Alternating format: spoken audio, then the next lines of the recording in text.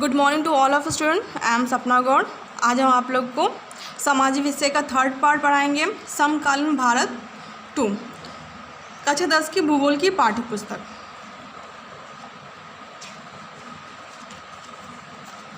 संसाधन एवं विकास, लेसन 1।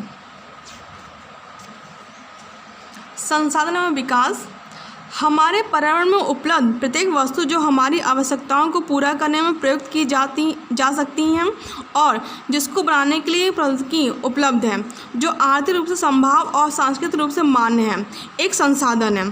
हमारे पर्यावरण में उपलब्ध वस्तुओं की रूपांतरण प्रक्रिया प्रकृति, प्रौद्योगिकी और संस्थाओं के परस्पर अंतर संबंध में निहित है।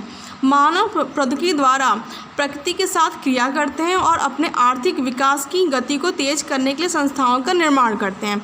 क्या आप भी अन्य बहुत से लोगों की तरह संसाधनों को प्राकृतिक उपहार समझते हैं? ऐसा नहीं है। संसाधन मानवीय क्रियाओं का परिणाम है।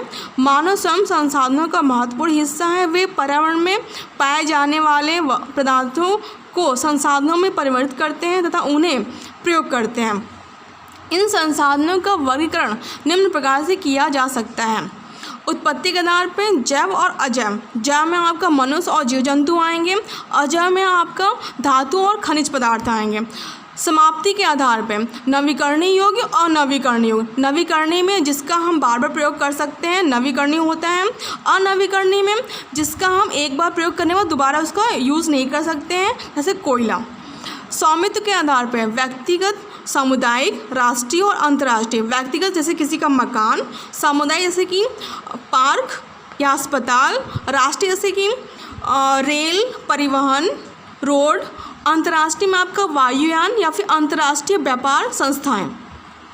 विकास के स्तर के आधार पर संभावी, विकसित, भंडार और संचित कोष। संभावी में सौर ऊर्जा, जैसे कि इसकी संभावना बनने की सौर ऊर्जा हमारे ऊर्जा की कमी को कम करेंगे, इसमें अभी काम चल रहा है। विकसित तकनीकी के तौर पे इसका यूज़ हो सकता है। संचित कोष जो भंडार तो है लेकिन अभी इसका तकनीकी अभाव के कारण इसका प्रयोग अभी नहीं हो रहा है। अब यहाँ पे एक चार्ट पेपर है, इसके अकॉर्डिंग हम इसको समझते हैं। संसाधन प्राकृतिक, मानवीय। प्राकृतिक में आपका नवीकरणीय योग्य और नवीकरणीय। नवीकरणीय में जिसका नवीकरण हो सकता है, कैसे पवन या जल, इसका हम बार बार प्रयोग करके इसको हम यूज़ कर सकते हैं। जैव में आपका प्राकृतिक वनस्पति जैसे वन, जंगल और जंगल में जो वन्य जीव रहते हैं। अनवीकरणीय में पुनः चक्रीय जैसे धातु, अचक्रीय जीवाश्म ईंधन। इसका हम प्रयोग बहुत लंबे अचक्रीय से इसका प्रयोग नहीं होता है।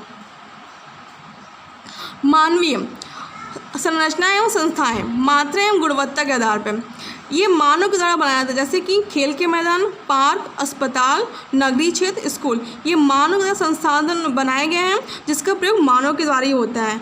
मात्रा एवं गुणवत्ता के आधार पर पुल, रेल परिवहन, रोड, सड़कें आदि, ये सभी आपको नगरों और गाँव में देखने को मिल जाएंगे। इस तरह से संसाधनों का हम प्रयोग करते हैं और उससे अपने जीवन को सुगम बनाते हैं। एक और टॉपिक है जिसको समझिएगा। एक शब्द है सतत पोषणीय विकास।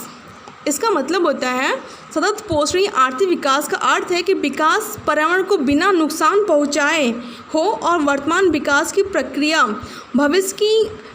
भविष्य की पीढ़ियों की आवश्यकताओं की अवहेलना न करें। इसका मतलब है कि हम संसाधन को ऐसा प्रयोग करें जिसका हम आज तो प्रयोग करें लेकिन आगे आने वाली पीढ़ी के लिए भी हम बचा के रखें। जैसे यहाँ पे एक अनवीकरणीय संसाधन है धातु और जीवाश्म ईंधन। इसका प्रयोग हम तो अपने विकास को तो करें लेकिन आगे की पीढ़ी के लिए भी बचा के रखें। इसीलिए ये शब्द का अर्थ यहाँ पे दिया गया है। Thank you. नेक्स्ट टॉपिक में आप लोग को भूमि के बारे में हम बताएंगे।